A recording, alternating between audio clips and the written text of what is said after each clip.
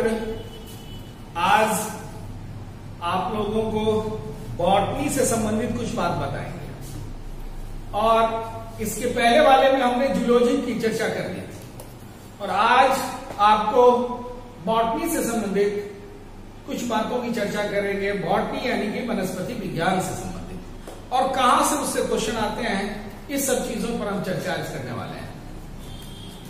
इसलिए उसको ध्यान से देखिए और उसको आवश्यकता पड़े तो उसको नोट भी कीजिए।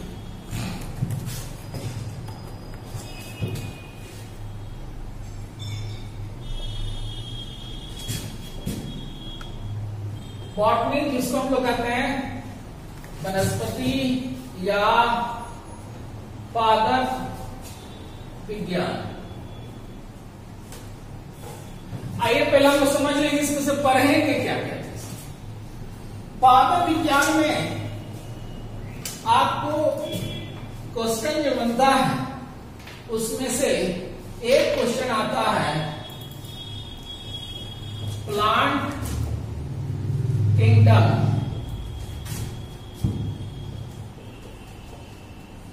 पादप जगत से। पादप जगत का बंटवारा, उसका क्लासिफिकेशन कैसे कैसे किया गया है, इस पर ध्यान देने की जरूरत है कि किस ग्रुप में, किस कुल में, किस ऑर्डर में कौन से प्लांट को रखे गए हैं, ये एक प्रश्न जरूर आता है। तो उसको थोड़ा सा आप लोगों को ध्यान में रखना। उसके बाद जैसे ही आपका प्लांट किंगडम समझा दिया जाएगा तब शुरू करेंगे प्लांट्स के फिजियोलॉजी की बात करें।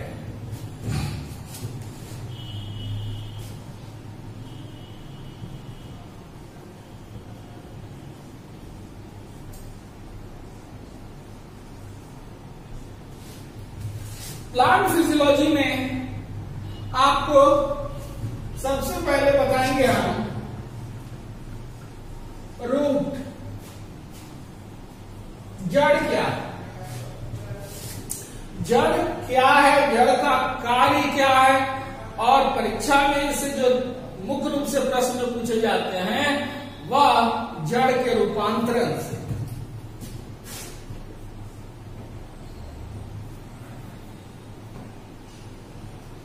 ये जड़ को पहले दो भाग में आप बांट सकते हैं। आप स्थानिक जड़, जिसको अंग्रेजी में एडवेंटिशियस रूट कहते हैं, जिसको झखड़ा जड़ भी कहा जाता है। और दूसरा टैप रूट, जिसको हम लोग मूसला जड़ भी कहते हैं। और इसी दोनों जड़ से के रूपांतरण से प्रश्न आते हैं। अपस्थानिक जड़ का रूपांतरण क्या है और मूसला जड़ का रूपांतरण क्या है, और उस रूपांतरण का एग्जाम्पल आपको चाहिए। जैसे जड़ की बात करते हैं तो मूली है, जड़ है। अब यह जड़ रूपांतरण है किसका, अपस्थानिक जड़ का कि टैप रूट का, अपस्थानिक जड़ का या मूसला जड़ का, ये क्वेश्चन रहेगा। तो मूली मूसला जड़ का रूपांतरण है और शकरकंद,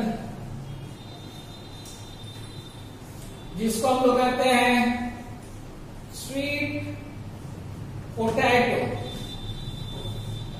ये अपस्थानिक जड़ का रूपांतरण। तो एक ये क्वेश्चन रख देगा, दूसरा दे देगा कि आखिर टैप रूट का यानी मूसला जड़ का रूपांतरण यदि मूली है तो मूली मूसला जड़ के किस रूपांतरण, यानी कि इनमें भी फिर प्रकार आपको मिलेगा। तो वो सब चर्चा हम करेंगे, यानी आपको बताएंगे कि अपस्थानिक जड़ का रूपांतरण कौन कौन से हैं और मूसलाधार का रूपांतरण कौन कौन से हैं और उसके उदाहरण कौन हैं, इस प्रश्न पर भी ध्यान देना पड़ेगा।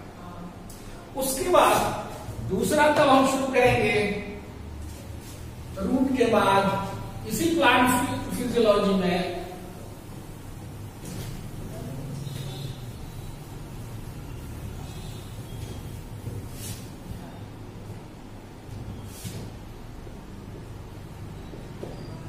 स्टेम मतलब तना। तना क्या है, तना का लक्षण क्या है, ये आपको देखना है। और तना के इस लक्षण से कौन कौन से प्रश्न पूछे जाते हैं, और जो परीक्षा में प्राय जो प्रश्न पूछता है वह तना का रूपांतरण से क्वेश्चन रहता है, जिसको हम कहते हैं मॉडिफिकेशन ऑफ स्टेम। जैसे आलू, आलू किसका रूपांतरण है, तना का की जड़ का, तो तना का रूपांतरण है। लेकिन अब आपको इससे भी प्रश्न आते हैं कि आलू तना के कौन सा रूपांतरण है, यानी कि रूपांतरण कई प्रकार के हो गए, यानी कि तना का रूपांतरण कितने कई प्रकार के हो गए, उसमें से एक प्रकार आलू है। तो इस तरह से क्वेश्चन उससे ही रहते हैं। जब तना पढ़ा देंगे तो फिर हम आपको पढ़ाएंगे पत्ता, यानी कि लीफ। लीफ से बहुत कम क्वेश्चन आता है, लेकिन जो लीफ की जानकारी इसलिए जरूरी है क्योंकि इसमें क्लोरोफिल पाया जाता है और उस क्लोरोफिल से क्वेश्चन बनते हैं। और लीफ का जो फंक्शन है फूड फॉर्मेशन करना, फूड का सिंथेसिस करना, और उसको हम लोग कहते हैं फोटोसिंथेसिस। इसलिए इस लीफ टॉपिक में ही हम बता देते हैं फोटोसिंथेसिस, जिसको हम कहते हैं प्रकाश संश्लेषण। और दूसरा प्रश्न जो देखा गया है, पूछा गया है कि पत्ता का रूपांतरण से क्वेश्चन आता है, मॉडिफिकेशन ऑफ स्टेम्स। ये आपको जानना पड़ेगा और इसके द्वारा आप जड़, तना, पत्ता, इसकी तैयारी आप करेंगे। उसके बाद इतना पढ़ा देंगे तो आपको उसके बाद बताएंगे जो काफी इंपॉर्टेंट भी है और उससे प्रश्न कई तरह के पूछे भी जाते हैं।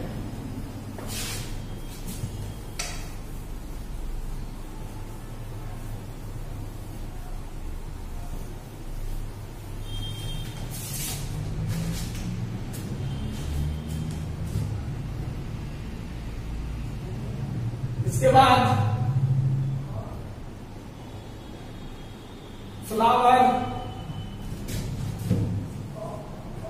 एंड फ्रूट, फूल और फल। ये जब टॉपिक शुरू होता है तो इस टॉपिक पर हम लोग करते क्या है कि सबसे पहले फूल का स्ट्रक्चर बताना। इसी स्ट्रक्चर में आप पढ़िएगा part of flower, parts of flower, मतलब किसी फूल में कितने अंग है, उस अंग की चर्चा करें। उस अंग का कार्य क्या है उसकी चर्चा हम लोग करते हैं इसमें, और उससे देखा जाता है कि क्वेश्चन पूछता है। और दूसरा जो इंपॉर्टेंट चीज आता है वो फ्लावर में ही आपको पढ़ना है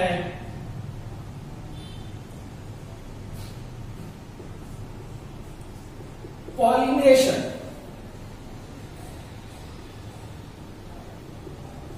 जिसको अंग्रेजी में कहते हैं, हिंदी में कहते हैं परागण। अंग्रेजी में पॉलिनेशन और हिंदी में कहते हैं परागण। परागण क्या है, परागण का उपयोग कहां होगा और कौन से फूल परागण की क्रिया भी विभिन्न तरह से होती है। इसके लिए अलग अलग फैक्टर होते हैं। जैसे परागण क्रिया करने के लिए अगर पक्षी के द्वारा अगर हो गया तो उसको हम लोग कहते हैं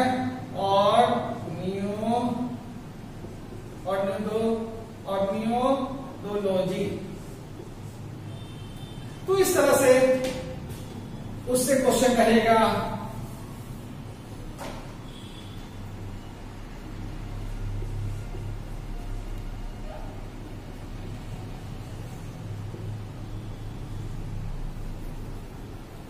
तो ऑर्नियोडोफिली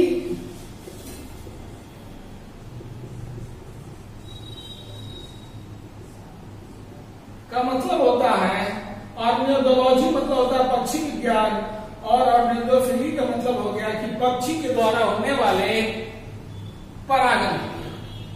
उसी तरह से हवा द्वारा, जल द्वारा, मानव द्वारा, कीट के द्वारा ये जो पर परागण की क्रिया होती है उसको किस नाम से जानते हैं, इस सब आपको याद रखना होगा।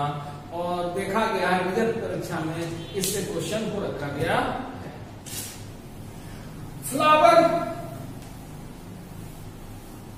को पढ़ाने के बाद तब हम लोगों ने बताया आपको फ्रूट्स का निर्माण कैसे होता है, फॉर्मेशन ऑफ फ्रूट्स, ये चर्चा हम आपको करेंगे। और टाइप्स ऑफ फ्रूट्स बताएंगे, जैसे सत्य फल, असत्य फल, और निषेध फल किसको कहते हैं, ये सब फल के बारे में आपको चर्चा करते हैं। जब इतने काम हो जाएंगे तब आप लोगों को सबसे बड़ा फूल, सबसे बड़ा फल, सबसे छोटा फूल, सबसे छोटा फल, ये सारी चीजों की चर्चा हम करेंगे। तब इतना टॉपिक जब खत्म हो जाता है तब हम लोग बताना शुरू कर देते हैं प्लांट हार्मोन। और इस प्लांट हार्मोन से कोई ना कोई क्वेश्चन जरूर है। प्लांट हार्मोन का उपयोग, प्लांट हार्मोन कितने प्रकार के होते हैं, एक एक प्लांट हार्मोन का कौन कौन से काम है, इस सब की चर्चा इस प्लांट हार्मोन में की जाती है। और एक छोटा सा टॉपिक बन जाता है प्लांट डिजीज।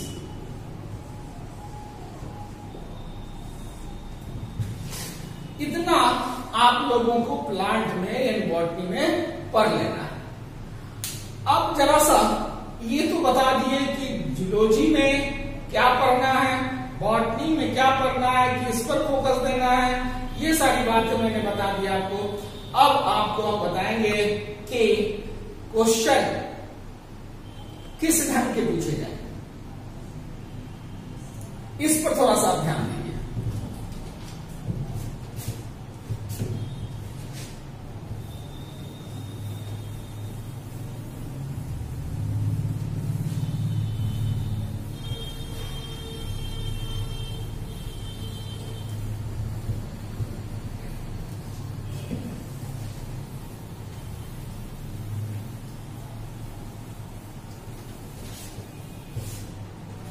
आइए सबसे पहले आपको क्वेश्चन की बात करते हैं। एक बात याद रखिएगा कि जितने भी प्रतियोगी परीक्षाओं में जो प्रश्न पूछे जाते हैं वो सारे के सारे प्रश्न जो होते हैं वो आपके दैनिक जीवन से संबंधित होते हैं, एवरीडे लाइफ से रिलेटेड होते हैं, आपके वातावरण के आस पड़ोस आसपास में होने वाली घटनाओं से संबंधित होते हैं। उस घटना पर विचार करना होगा। और वर्तमान में जीव विज्ञान के क्षेत्र में कुछ जो उपलब्धियां हुई हैं उससे क्वेश्चन रखा जाता है, जिससे पता चलता है कि आप विज्ञान के प्रति जागरूक है या नहीं। कैसे? मान लिया जाए कि अभी आपको कोरोना का संकट चल रहा है। अब कोरोना वायरस क्या नाम से जाना गया, उस रोग को क्या कहे, इसके बचाव क्या है, क्यों साबुन से हाथ धोया जाता है, सैनिटाइजर क्यों लगाया जाता है, इतनी बात बनते हैं जो वर्तमान में भी घट रहे हैं। तो वर्तमान में जो घटनाएं घट रही है उसमें आपको ढूंढ लेना है कि हाँ वो विज्ञान से क्या उसमें रिलेटेड है। किन किन देशों ने दावा किया है कि हम वैक्सीन तैयार कर रहे हैं या निकट समय में हम तैयार करके दे देंगे। WHO ने क्या क्या गाइडलाइन दिया इस कोरोना वायरस से बचने के लिए, इस कोरोना वायरस से संबंधित बातों के लिए, ये बातें आपको ध्यान में रख लेनी होगी। जैसे हम आपको एक बात बता देते हैं, आज बार बार ये कहा जाता है कि समय समय पर हाथ में सैनिटाइजर यूज करें, बार बार कहा जाता है कि हाथ साबुन से 10 से लेकर 40 सेकेंड तक जरूर मलें। इसके पीछे कारण क्या है, क्यों कहा जाता है? वायरस से बचाओ, यानी कि विषाणु से बचाओ और जीवाणु से बचाओ, दो बात है। वायरस अलग है और जीवाणु यानी बैक्टीरिया अलग। अब इसकी गुण बात को जैसा देख लीजिए कि आपको कहा जाता है कि वायरस से क्यों बार बार साबुन लगाए, बार बार साबुन लगाए। तो वायरस यानी विषाणु जो होता है इसके पास अपना कुछ नहीं होता, इसके पास अपना एक जेनेटिक मटेरियल होता है, एक आनुवांशिक पदार्थ होता है। ये आनुवांशिक पदार्थ दो तरह के होते हैं, डीएनए और आरएनए। अब आप जो जरा सा देखिए, ये जो कोरोना वायरस है, यह कोरोना वायरस डीएनए वाला है कि आरएनए वाला? तो कोरोना वायरस आरएनए वाला है। अब इसका अर्थ यह हो गया कि कोरोना जो वायरस है, इस कोरोना वायरस को, इस कोरोना वायरस में पाए जाने वाले जो आनुवांशिक पदार्थ हैं, उस आनुवांशिक पदार्थ का नाम है आरएनए। तो ये कोरोना वायरस केवल आरएनए लेते हैं, ये आनुवांशिक पदार्थ जो आरएनए। विषाणु में सजीव और निर्जीव दोनों के लक्षण पाए, अर्थात जब ये सजीव के शरीर में जाता है तो जीव की तरह काम करता है, और सजीव के शरीर से जब बाहर आता है ये निर्जीव का काम करता है। अब आप देखेंगे क्या कि यह कोरोना वायरस, इसके अंदर जेनेटिक मटेरियल आरएनए है। अब जब यह बाहर रहता है, यानी कि किसी व्यक्ति के या किसी जीव के बाहर रहता है, तो यह अपने चारों तरफ एक लेयर बनाता है। ये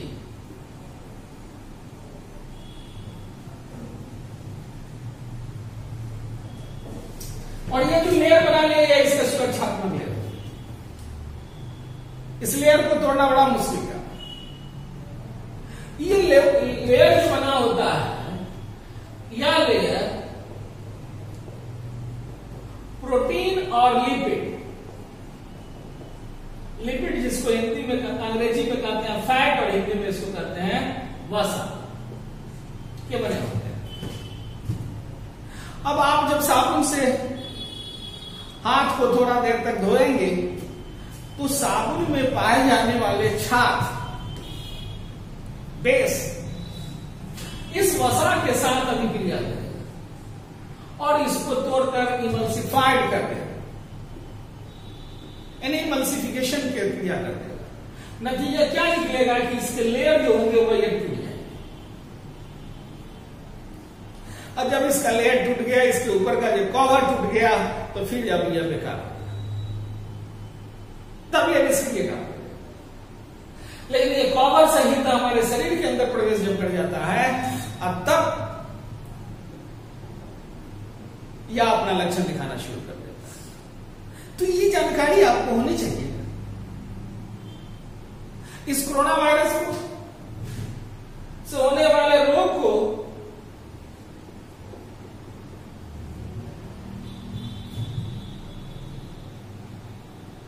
कोविड-19 कहा गया।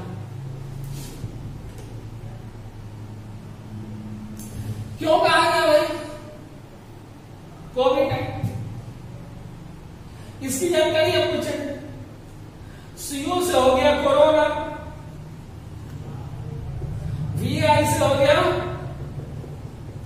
वायरस, और डी से हो गया डिजीज, और यह चूंकि दिसंबर 2019 में आया, इसलिए यह 19 शब्द है। तो ये आपको जानना पड़ेगा। ये वर्तमान की बात हम बता रहे हैं, जो अभी हमारे करंट में, तो ये भी बायोलॉजी से रिलेटेड है, ये भी वायरस से रिलेटेड है।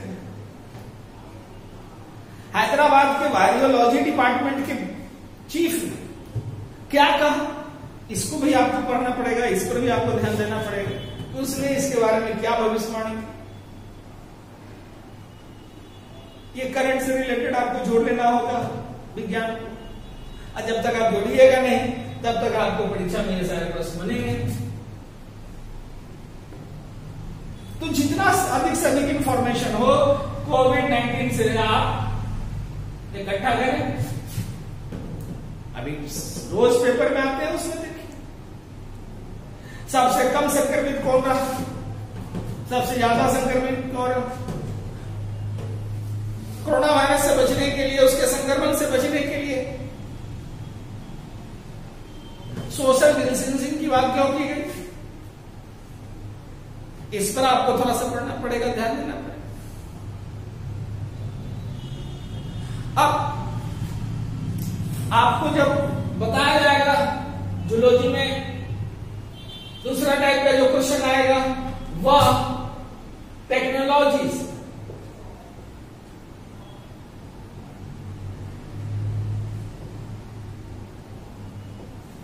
और बायोलॉजी से रिलेटेड है, तो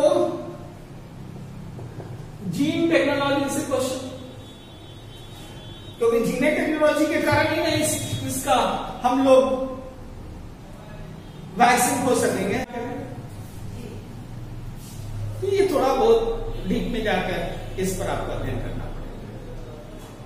तो क्वेश्चन कहां से बना, तो वर्तमान समय में घटित होने वाली जो घटनाएं हैं, उस घटनाओं से हमको विज्ञान की घटनाओं को ढूंढ कर निकालना होगा, देखना पड़ेगा, आपको अवेयर रहना पड़ेगा। जब भी आप न्यूज़पेपर पढ़िए, उसमें से ढूंढ कर निकालिए, कह रहे इसमें विज्ञान से संबंधित कौन है, जहां से उसको हम नोट डाउन करें, उसको अलग करके हम लिखें। ये वर्तमान में विज्ञान से संबंधित कौन घटनाएं घटी है, उसको हम देखें।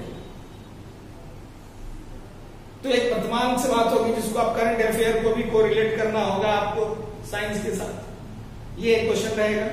दूसरा क्वेश्चन, एक सामान्य व्यक्ति को इसकी जानकारी होनी चाहिए। आप अधिकारी बनने जा रहे हो, आपको इस चीज की जानकारी होनी चाहिए कि हमें विज्ञान की ये बातें हमको पता है या नहीं। जैसे सैनिटाइजर है, सैनिटाइजर में हम लोग क्या लगाते हैं, अब उसमें आपको ऑप्शन दिया है, सैनिटाइजर में साबुन लगाते हैं, सैनिटाइजर में अल्कोहल लगाते हैं, सैनिटाइजर में स्प्रिट लगाते हैं, सैनिटाइजर में हम ग्रीस लगाते हैं, सैनिटाइजर में मोबिल लगाते हैं, क्या लगाते हैं। तो जो आंसर होगा उस पर ध्यान देना। मैक्सिमम सैनिटाइजर में अल्कोहल यूज किया है,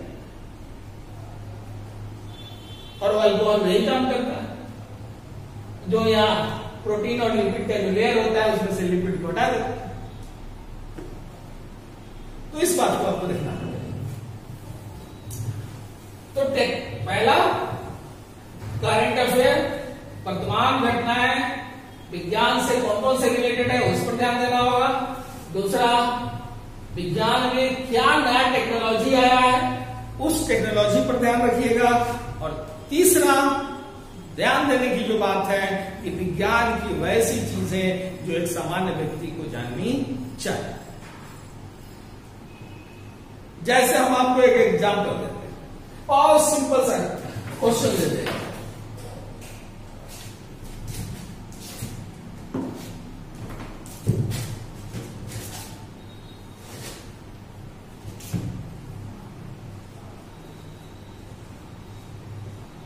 पौधे सांस में कौन गैस लेते हैं, और इसका ऑप्शन दिया हुआ है CO2, O2, N2, H2 और पांचवा ऑप्शन अगर दिया हुआ है कोई नहीं या एक से अधिक।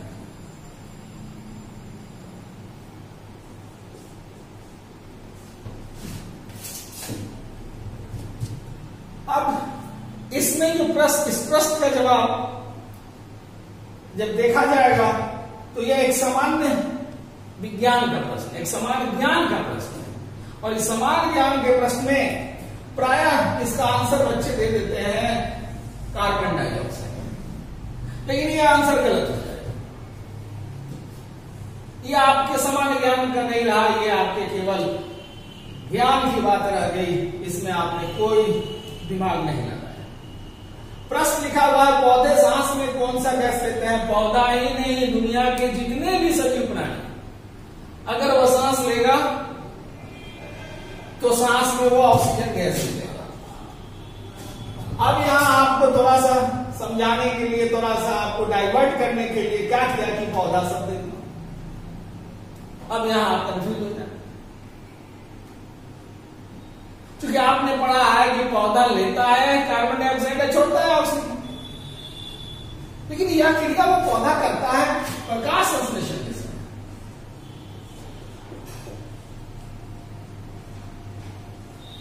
यह क्रिया पौधा करता है प्रकाश संश्लेषण के समय, लेकिन यहां तो पूछता है कि सांस में कौन सा गैस है। तो ये एक क्वेश्चन का हमने आपको तरीका बताया, किस तरीके से आपको लगेगा कि क्वेश्चन बहुत आसान है, और आसान क्वेश्चन से आपको आपके समान ज्ञान का परख जान लेगा कि हाँ आप किस ज्ञान के या समान ज्ञान का नॉलेज रखते हैं या नहीं रखते हैं। इस मेरे प्रिय छात्र, आपको मैं अभी भी बता देता हूं कि जब भी विज्ञान के तैयारी करें तो उस पर 3 बिंदु पर ध्यान देने की जरूरत है। सबसे पहला बिंदु, ऐसे प्रश्न जो एक सामान्य व्यक्ति को जानना चाहिए, एक पढ़े लिखे व्यक्ति को अवश्य जानना चाहिए, विशेष बात की नहीं। अब हम लोग दूसरा देखेंगे कि वर्तमान में कौन ऐसा टेक्नोलॉजी है जिसका संबंध हमारे जीव विज्ञान से संबंधित है, उस टेक्नोलॉजी पर ध्यान देना है। और तीसरा, वर्तमान में जो घटनाएं घट रही है, वर्तमान में जो घटना चक्र हो रहे हैं, उस घटना चक्र का संबंध हमारे विज्ञान से क्या है, इस पर आपको ध्यान देने की जरूरत पड़ेगी। तो इस सब पर आप ध्यान दीजिए, स्वस्थ रहिए और विशेष रूप से विज्ञान की तैयारी में जुड़ जाइए। और जैसे ही हम लोग ऑफलाइन क्लास में आएंगे तो ऑफलाइन की बात करेंगे, और जब हम लोग ऑनलाइन क्लास के लिए जब आ जाएंगे तो आपको बेहतर से बेहतर तरीके से बता दिया जाएगा, जो आपको परीक्षा में सफलता भी देगा और एक सामान्य व्यक्ति की नॉलेज भी आपके अंदर डालेगा। तो आज का इतना ही, धन्यवाद।